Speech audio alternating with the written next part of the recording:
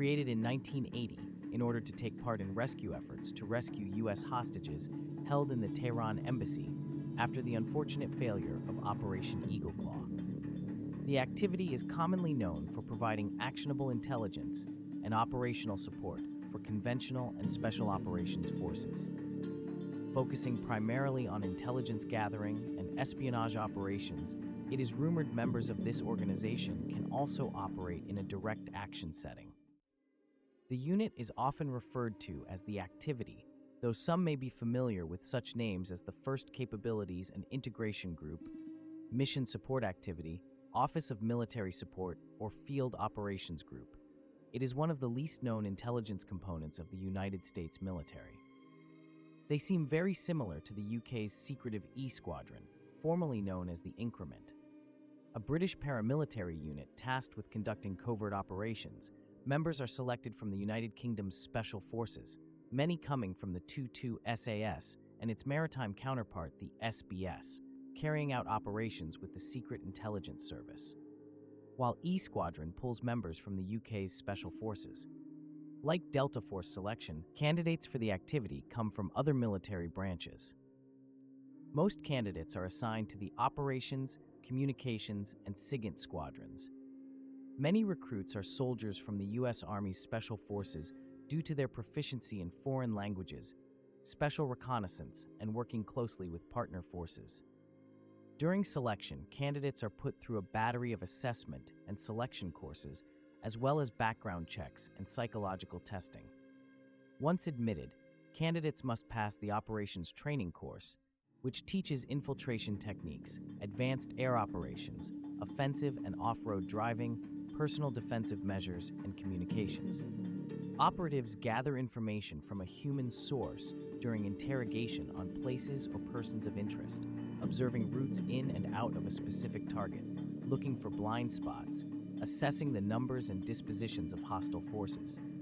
ISA also cultivates and runs agents in order to infiltrate organizations.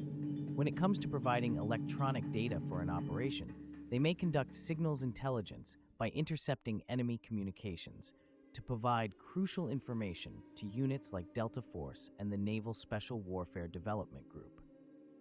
They use fieldcraft to carry out operations in non-permissive environments, being some of the first boots on the ground before the start of any major military operations.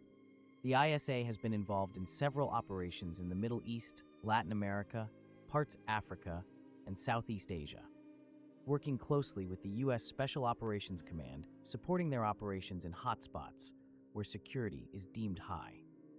A notable member of the activity is Jerry King. Around the time of his command, the Field Operations Group accomplished various covert intelligence gathering missions in Iran during Operation Credible Sport. Colonel Jerry King became the ISA's first commander. The activity included three main operations branches: Command, Operations, and Analysis Branch. Interestingly, around 2002, the activity was given the call sign of Grey Fox at the beginning of the war in Afghanistan. Its members often worked closely with Joint Special Operations Command and the Central Intelligence Agency.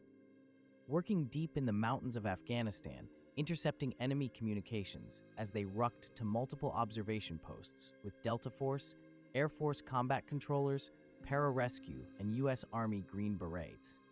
They also supported the 10th Mountain Division and 101st Airborne Division in fighting in Afghanistan during Operation Anaconda. Being at the tip of the spear, we can be sure they are active as of 2025, as leaders of some of the most dangerous organizations from Africa to Iraq and Syria are captured or are no longer. As of February and mid to late March of 2025, U.S. Central Command reported on X that on February 23rd, forces conducted a precision airstrike in northwest Syria. The target was a senior leader of Hurriz al-Din, an affiliate of AQ. On March 8th, Central Command reported the capture of a IS cell leader in the vicinity of Shahil, Syria. During that operation, U.S. and Syrian Democratic Forces recovered multiple weapons to include a 50 cal sniper rifle, AK-47s, hand grenades, and ammunition. The second and most recent strike took place March 14, 2025 in Al-Anbar province, eliminating the chief of global operations and the delegated committee emir of IS, Abu Khadija. These operations are part of the ongoing Defeat IS campaign to degrade their networks and prevent resurgence of the group. Though we will never know the specific units that played a role in these recent missions.